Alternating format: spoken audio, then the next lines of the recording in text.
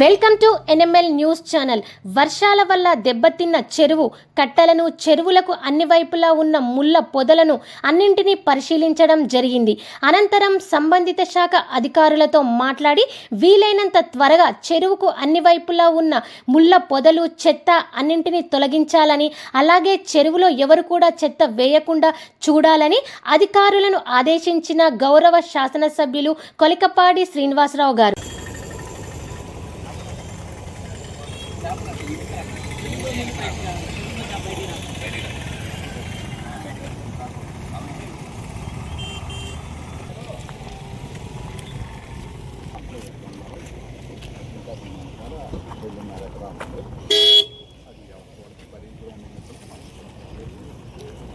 ఇక్కడ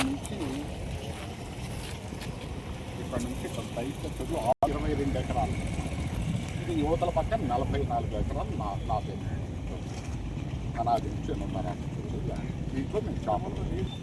ఇది మళ్ళీ అటు నుంచి సబ్స్టేషన్ రోడ్ సార్, మళ్ళీ అక్కడ నుంచి అటు జామ్ మందులు కానీ